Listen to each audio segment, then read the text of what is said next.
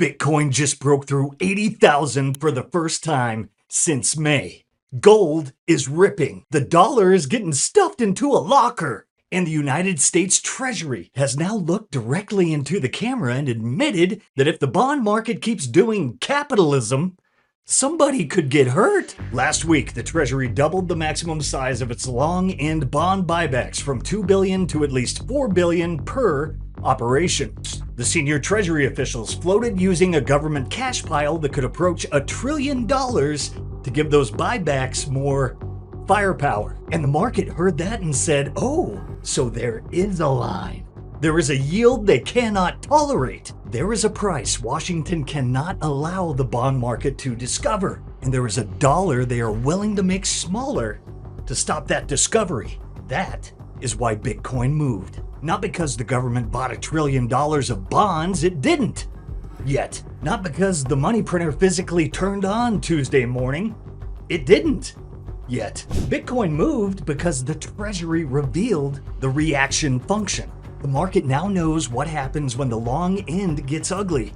Washington reaches for the toolbox. And the toolbox is just several professionally branded ways to say somebody else's purchasing power is about to have a very, very bad afternoon. But then, it got even crazier. Scott Bessent launched what he called Economic D-Day against Iran. He threatened to eject banks, companies, and even countries from the dollar system. He said the Treasury could target digital assets, technology, gold, aviation, and shipping. Then a reporter asked the obvious question. If this is D-Day, why are you giving everybody a warning? And the Treasury Secretary of the United States answered, quote, "Why would I want to blow up the global financial system?" I don't think he was supposed to say that part, because that one sentence is this entire show. The dollar system is powerful enough to threaten the world, but too fragile to use at full strength. The Treasury market is deep enough to finance the government, but apparently too honest to price freely. And the debt is manageable, right up until the interest rate starts doing math. By the end of this video, you're going to understand three things. First, why the Treasury's bond maneuver may be the most bullish Bitcoin signal of this entire decade. Second, why Stanley Druckenmiller just publicly warned his former employee, Scott Bessent, that he is picking a fight with the most powerful market on Earth. And third, why Matt Cole believes the next Bitcoin cycle could be stronger than every cycle before it. Not in spite of the debt crisis, but because of it. This is not a bounce. This is not a meme. This is the bond market filling a missing person report for fiscal discipline. Welcome back. I'm Rustin. No spoilers. No mercy. What are we doing? GFY Bears, Bitcoin's most powerful bull run is upon us. Sunday.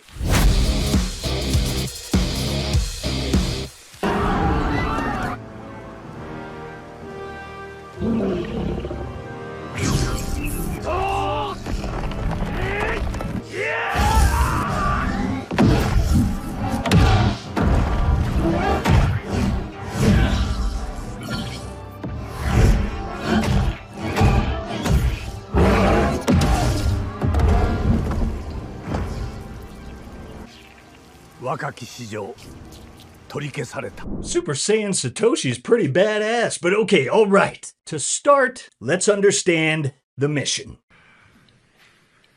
Good afternoon. Today, at President Trump's direction, the United States Treasury has begun Operation Economic Outcast, an unprecedented campaign against the Islamic Republic of Iran and its enablers. In the Second World War, D-Day marked the historic beginning of a campaign with our allies to target and drive the enemy from its positions, including those in third countries. Today, in that same spirit, we are launching an economic onslaught against Iran's financial connections around the globe. Our objective is to sever every economic lifeline that sustains this tyrannical regime until Tehran stands alone. That is not some normal Treasury language. That is the Secretary of the Treasury walking to the podium like the final boss of Microsoft Excel. Operation Economic Outcast, Economic Onslaught, sever every economic lifeline. This is what dollar dominance actually looks like when the mask comes off. The United States does not merely have a currency. It operates the financial operating system. Banks clear in dollars. Trade settles in dollars. Debt rolls in dollars. Reserves sit in dollars. And if Treasury removes your permissions, your entire economy can discover airplane mode. That is enormous power. It is also an enormous incentive for every government on earth to build or seek an alternative. Now watch this, because this is where the Treasury names the sectors and the dollar threat becomes explicit. Those who stand with the United States will reap the rewards of our partnership. Those who tether themselves to the Iranian regime should expect to share in the isolation of a withering regime. Teams from Treasury, State, and the U.S. military are now meeting with their global counterparts to tell them that the United States expects action. Every country has a defined timeline to shut down activities we have identified. If they do not take action, we will do so unilaterally through Treasury authorities. For example, every branch of Bank Melee must be shuttered and dark. And let me be clear, any entity that facilitates money laundering on behalf of Iran will be removed from the US dollar system. The clock just started ticking. The new sectoral sanctions determinations issued today target 5 of Iran's most vital lifelines that it exploits in other countries: digital assets, technology, gold, aviation, and shipping. These measures broaden secondary sanctions risk for anyone foolish enough to continue conducting business with this regime, and will accelerate the speed with which we pursue them. As I speak, Treasury's Office of Foreign Assets Control is also sanctioning over 60 entities, individuals, and vessels around the world that enable the Iranian regime to procure illicit nuclear and missile technology, conduct cyber operations, and generate oil revenue. This is a sustained campaign to collapse every last option for Iran. Let there be no ambiguity as to the position of the United States. An economic engagement of any kind with this murderous regime will expose those responsible to the full reach of American power. Important distinction, Besant isn't declaring war on the Bitcoin protocol. Treasury is targeting digital asset channels it says Iran uses to evade sanctions. But the strategic signal is much bigger than Iran. Washington is saying the dollar network has conditional access. Follow the rules or lose the login. And everybody watching has to ask, what is an asset that does not require that login? Bitcoin does not have a State Department. Bitcoin does not have a cure period. Bitcoin does not ask which flag is hanging behind your central banker. It checks the signature. It checks the proof of work. It settles the transaction. That's the whole product. Then at the very end of the press conference, a reporter committed an act of journalism. You described this as an economic D-Day, but D-Day wasn't a threat of an invasion, and the U.S. didn't give a timeline to Germany. So why not impose the sanctions today? Well, we are giving everyone the opportunity to remedy bad behavior. Why would I want to blow up the global financial system? We believe that it is important to level set and give people a cure period, but they should know that that will move very quickly and that we are serious. Secondary sanctions are a very powerful tool, and we here at Treasury, this is Gene Lang, the Acting Undersecretary for Terrorism Finance, and in the Terrorism Finance Department and at OFAC, the reason we are able to use secondary sanctions is because we do not take their use lightly. So we believe that a warning shot and a level set of expectations is appropriate. And if people do not want to meet our expectations, then we expect, and they should expect, that they will leave the dollar system. Okay? Thank you all. There it is. The world's most powerful financial weapon comes with a label. Do not use near global financial system. This is like buying a flamethrower for home defense and discovering the instructions say not recommended indoors, outdoors, or anywhere your mortgage is denominated in dollars. Besant is not stupid. The opposite. He understands the blast radius. Cut off the wrong major bank, and you don't just hurt Iran. You can hit Chinese trade, energy settlement, dollar funding, treasury demand, commodity prices, and every leveraged institution that assumed the pipes would always work. So the warning is also a confession. The dollar can be weaponized, but the more aggressively it is weaponized, the more urgently the rest of the world searches for an exit. Now here's a theory, and that's that the 2020 to 2022 borrowing wave is now rolling over at higher rates, worsening the global dollar shortage. In a crisis, foreign holders may have to liquidate dollar reserves, including treasuries, into an already weak market. Now check this out. Could the Treasury then buy distressed bonds back below face value? Mechanically, buybacks can extinguish debt, but the claim that Washington deliberately designed this geopolitical confrontation to acquire treasuries for pennies on the dollar is speculation. Bold strategy if so. Treat it like a theory, not a leaked memo. But we don't need the theory to prove the trap. The public facts are already insane enough. On August 19th, Treasury announced it would at least double the maximum size of liquidity support buybacks in the 10 to 20, 20 to 30-year sectors, from $2 billion to $4 billion, beginning September 9th. And Besant has been very clear in that conference, Treasury had not bought a single bond under the new plan yet. That matters. Why do you ask? Well, Bitcoin did not wait for the purchase. Gold did not wait for the purchase. The dollar did not wait for the purchase.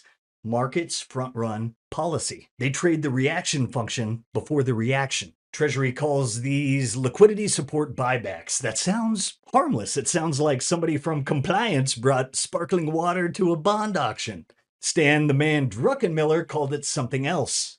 Price management. Druckenmiller is not some guy recording macro videos from the front seat of his Kia Sorento. He is one of the greatest macro traders alive. He worked with George Soros. Scott Besant worked for him. This is the financial equivalent of Yoda publishing an op-ed, quote, "Luke, put the lightsaber down." His warning is simple. Once the market believes Treasury is defending a bond price, every rise in yields becomes a test. How much will you buy? At what yield do you panic? How much duration will you remove? And what happens when $4 billion does not move a market measured in tens of trillions? Druckenmiller wrote that governments defending prices against fundamentals eventually lose. The only question is what they spend before conceding. The market's response made his point. Long yields initially fell after Treasury's announcement, then reversed higher. The bond market took the press release, folded it into a paper airplane, and sent it back through the Eccles building window. Here is the impossible choice. If Treasury lets long-term yields rise, mortgages rise, corporate borrowing costs rise, equity valuation compresses, federal interest expense grows, it's already insane, refinancing gets even uglier, and the fiscal math deteriorates faster. But if Treasury or the Fed suppresses those yields, it removes the market's discipline, shifts issuance towards shorter maturities, expands official demand, and weakens confidence in the purchasing power of the currency. One path pressures the economy, the other pressures the dollar. Both paths advertise million-dollar Bitcoin. This is why the near trillion-dollar Treasury general account matters, to be precise. The government has not announced a trillion-dollar bond purchase. Treasury projected its cash balance could peak near $1.05 trillion in late October, and reporting says officials have considered the general account as a potential firepower for buybacks. The number matters because it tells traders there may be a much bigger bazooka behind the $4 billion trial balloon. But a bazooka is not a fiscal reform. It does not cut the deficit. It does not reform entitlements. It does not create new natural buyers for duration. It buys time. And Washington has been buying time with tomorrow's dollars since your grandparents had a rotary phone. Now, Let us hear from one of those reformed boomers, Ray Dalio, because he describes how this move usually ends. How are we going to solve this problem? We're going to do it the way that we always do it, and it's always done when countries essentially go broke. What they do is they, through a combination of devaluing the currency, printing of money, there's an imbalance. They print money, devalue the currency, and create an artificially low interest rate so that the person who's holding the bonds is receiving an artificially low interest rate. That's the way Japan has done it with their local, and that's the way we will do it. So in other words, my grandchildren and great-grandchildren not yet born are going to be paying off this debt in devalued dollars, more or less. It's going to happen faster than that. Faster than that. There's basically three ways out of a sovereign debt problem. One, austerity. Cut spending, raise taxes, tell voters their benefits have been placed on a medically supervised diet. Two, default. Stop paying and detonate the foundation of global collateral. Three, financial repression. Hold rates below the rate of inflation, debase the currency, and repay creditors in dollars that buy less. Option 1 loses elections. Option 2 loses empires. Option 3 gets renamed, quote, liquidity support, and it gets announced at a podium. That's Dalio's point. Bondholders get shortchanged without the government ever using the word default, and regular workers feel it first. Wages and salaries accounted for about 42.8% of gross domestic income in the latest annual series used by this chart. That is near the bottom of data going back to 1929. Do not say wages suddenly plunged to 43% this week. This is an annual income share measure.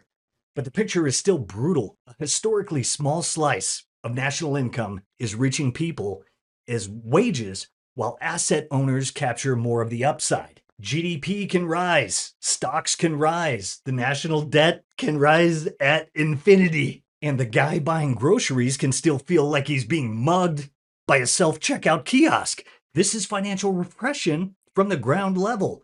The spreadsheet says growth. Your debit card says call the cops. The bond market is not one market sitting in a corner sniffing glue. It is the foundation under mortgages, banks, insurance companies, pension funds, sovereign reserves, corporate credit, and asset valuations. When one country's bond market breaks, somebody bigger can usually step in. The IMF helped Britain in the 1970s. Europe backstopped Greece. The United States and the IMF helped Argentina. But what happens when Japan, the US, the UK, Canada, France, Germany, and Italy all face pressure at the long end simultaneously? Who bails out the bailout committee? The developed world spent, decades building debt under one extraordinary tailwind: falling inflation and falling interest rates. That let governments borrow without immediately paying the political price. But if inflation becomes structurally harder to suppress, bond investors demand more yield. Higher yields raise interest expense. Higher expense requires more borrowing, and more borrowing demands higher yields. That's the debt doom loop. If the Fed hikes, they're going to lose the long end. If the Fed cuts, they're going to lose the long end. So the Fed's only choice is how do they want to lose the long end? And then what do they do to try to contain it? And how big a crisis will they need to justify what they need to do to contain the long end? So what they should do is, I think, basically cut rates to zero at the front end, and then have Besant do something at the long end. And basically, the optimal move, they need to make a choice at some point. And it might already be too late. But back in 2021, if you go back to 2019, BlackRock did a white paper, said the next crisis, we're going to have to basically go direct, fiscal, and the Fed's going to cap yields, and we're going to work debt to GDP down that way. And that was essentially the playbook that they ran during COVID. And in early 2021, it looked like that was the case. And debt to GDP had gone from a peak of 130% for a moment in COVID. It was down to 120, and it was falling. And what we wrote in 2021 is, in order to put the United States on better footing, Powell doesn't need to be brave and raise rates. Powell needs to be brave and inflate this debt to put us in a better position. And he didn't. But at the time I said we ran through math as how they did it after World War II, and that the GDP was 110%. But the punchline was that you would need 12 to 16% inflation for 3 to 5 years. And that's the only way out of this. And so that's why I say there needs to be a policy choice made. Do we want to still pretend that we are not in an acute fiscal and debt crisis in the early stages where we still have a chance of getting out of it, in which case it's going to get bad and then we're not going to get out of it? Or do these guys want to sacrifice their political careers to do the right thing for the country, which is inflate and get debt to GDP back down to 70, 80% after a span of 3 to 5 years of probably now 15 to 18% inflation. And, they're basically their political careers will all be done. But the United States balance sheet will be in the position, or at least closer to where it was in Morning in America and Reagan. I keep hearing this, we're going to do what Reagan did. Well, Reagan could do what Reagan did because they inflated the debt from 110% of GDP to 25% of GDP, and they got the deficit down to 1.5% of GDP because they were 10 years beyond stupid wars in Asia. And when every major government is trying to solve the same problem with the same currency trick, there is no clean external savior. There is only a competition to determine which saver gets diluted first. That doesn't mean the global monetary system resets next Thursday at 3:15 Eastern. History is not on a train schedule. It means the direction of policy becomes easier to see. Austerity is politically toxic. Uncontrolled yields are financially toxic. Currency debasement is slow enough to mark it as stability. Until it isn't, please see Weimar Germany. And that brings us to the trade Wall Street has suddenly rediscovered. The trigger of this is really the bond buying of Treasury, Scott Besson. I mean, that pulled yields lower, weakened the dollar, strengthened the gold, and it revived debasement trade. And what is debasement trade? It's the premise that fiat currencies will decrease in value, and that's why there will be value in scarce assets. And Bitcoin has 21 million shares, and that's why people were like, woohoo, maybe this is our time to shine. That's right. The debasement trade is back. Gold up, Bitcoin up, dollar down. Bloomberg now explaining absolute scarcity to people who spent 15 years calling Bitcoin a pet rock for criminals. Welcome, there's coffee in the back. The rest of us have been here well before McGlone called for 10K. Now, you're about to find out why you're not bullish enough. Cubed. Yeah, that's right. The signals have flashed. Bitcoin is on the verge of a complete bear massacre. We're about to bring it home, but before we do, look at our likes! I gotta pump those numbers up. Those are rookie numbers in this racket. A lot of people who are serious about Bitcoin skip the most important part. Not NGU, holding your own keys, being your own bank. If the last few weeks taught you anything, it's that you need to be prepared. Multi-sig, running your own node. Verifying your own chain instead of trusting someone else's. Bitcoin Way walks you through every step until you've actually got it, not just installed it. They also cover privacy phones and Plan B residency if you're thinking bigger picture. Schedule a free consultation, scan the QR, or hit the link below.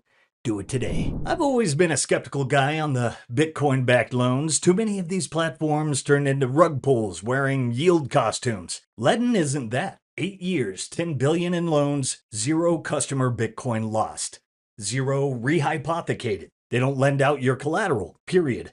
Auto top-up protection so you're never getting liquidated. Lowest rates in the market, no fine print.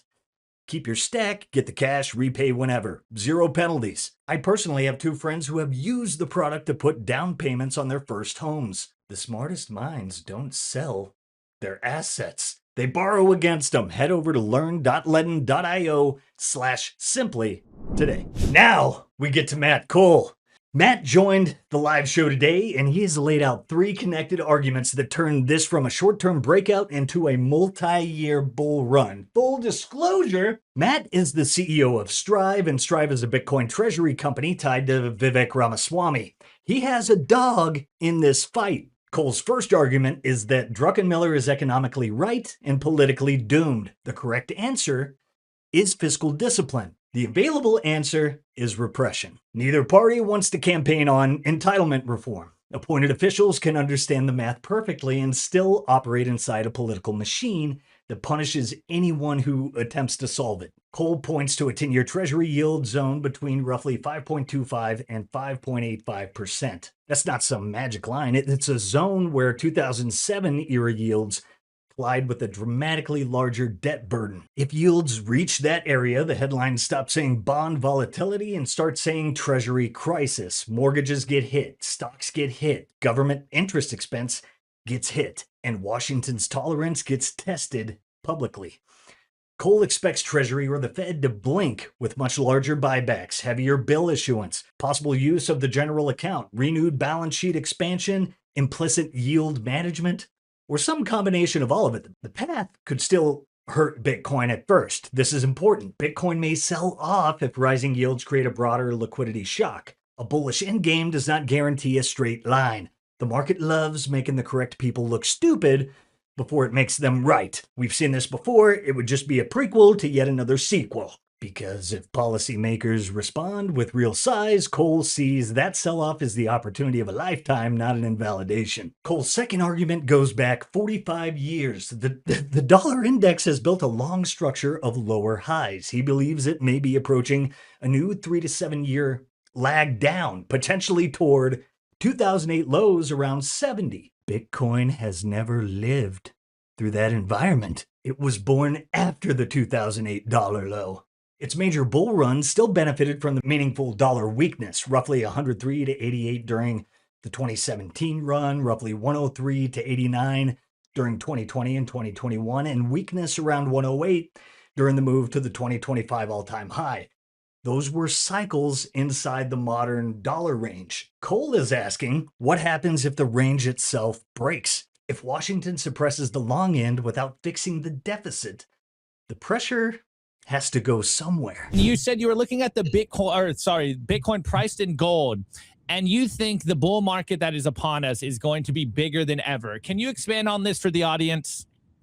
Yeah, and there's multiple dimensions on this, and I wrote a series of 3 Bill Ackman-esque posts, and I don't normally do this, and if you've listened to me over the course of the last year or so, I'm generally pretty measured in my bullishness. I kind of underwrite about a 30% average annual compounded rate of growth for Bitcoin, and I've seen over the last few months the emergence of what I view to be a grand slam setup for Bitcoin.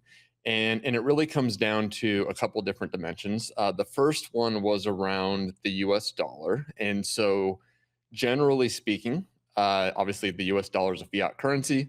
When there's weakness in the US dollar relative to other fiat currencies, that tends to be extremely bullish for Bitcoin. And so the chart that you have popped up here, if you were to actually, if the audience zooms in, what you'll see is that kind of within a rising dollar, the last few bull markets in Bitcoin, so the 2017 bull market, the 2021 bull market, and the 2024 bull market, 2025 bull market, were happening during minor declines in the dollar, which to me, from a macro perspective, kind of bringing back my fixed income hat, makes a lot of sense in the world. That when the reserve currency of the world is losing steam, that will likely be happening in an environment that will be bullish for scarce assets, namely Bitcoin.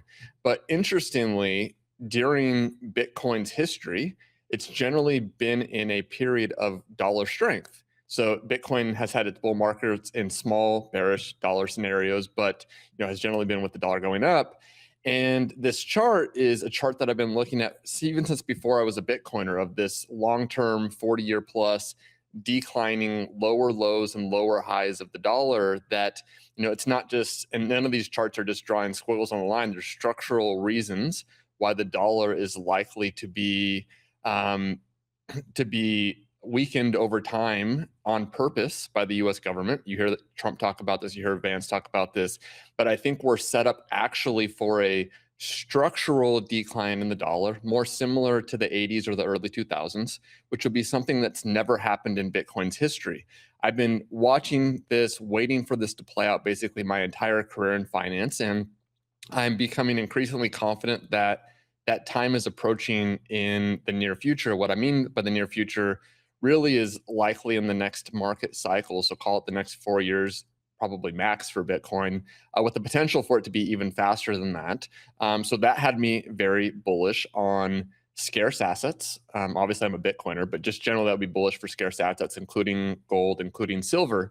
And so then the next question becomes, okay, well, if we're entering into a macro backdrop that'll be from a dollar weakening perspective, the most bullish in Bitcoin's history, then what it needs to really kind of light that flame even further is to be the fastest horse amongst scarce assets. So that became the long essay number 2, which is that I think Bitcoin has found a bottom versus gold, and it's beginning to move up versus gold and reclaiming its role that it should be the fastest horse. I mean, Bitcoin, as we know, should be the fastest horse. As Bitcoiners, we all believe that. And what was interesting is that this chart shows that Bitcoin versus gold topped in, I think it was late 2024, while the Bitcoin dollar chart didn't top until late 2025. So Bitcoin versus gold topped almost a year earlier. And then it bottomed in February of this year and is starting to show signs of emergence. And so this last week, Bitcoin broke out pretty definitively, in my view, versus both the dollar, as we all saw, but also versus gold, which to me says it's reclaiming its role as the fastest horse that it should be. And also, if you look back a little bit, I think it's why this last bull market that we saw in Bitcoin was kind of a lame bull market. And I think it left vibes pretty bad in this bear market, even though in nominal terms, it was a pretty mild bear market. So I think we're reclaiming more of that fastest horse energy in Bitcoin. And then the last thing that kind of has started to light even a further fire on this from a macro technical backdrop is that the actions of the Treasury, which are likely to start to, in my view, push yields higher, even though the Treasury is saying they're going to take actions to buy back the long end of the rates. I think they started too small. I think it was a strategic mistake. And I think they're going to pay for that with higher yields and ultimately are going to have to step in larger. Now, the Treasury stepping in larger is not technically QE, but it really, when you actually get through the technicalities of what's happening, for all intents and purposes, it's the same thing as QE. And so I think we could just simplify it and just say it's basically QE. Money printer is going to go burr.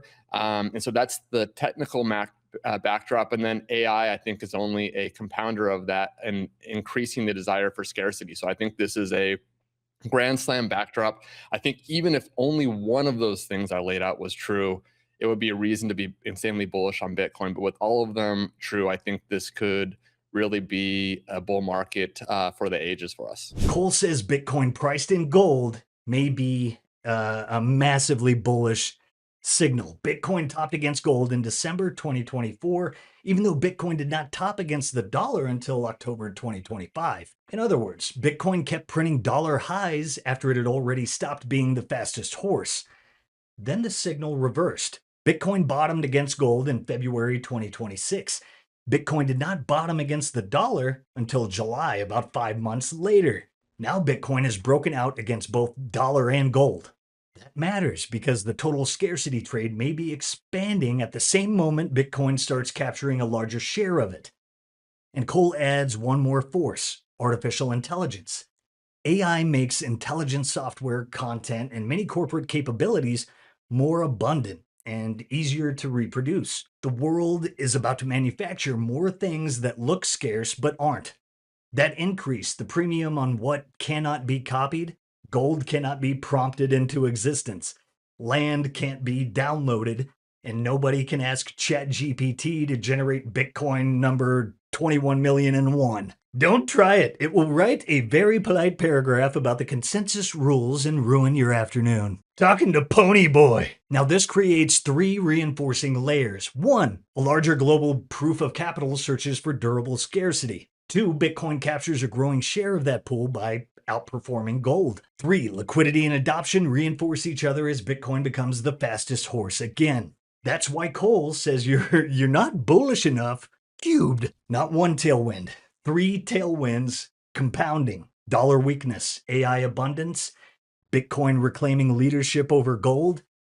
This is the new macro regime. Okay, real talk for a second. Not your keys, not your coins. I've said it. You've said it. We've all said it 1,000 times. But nobody really talks about the part after that. Once you got the keys, how do you not mess it up?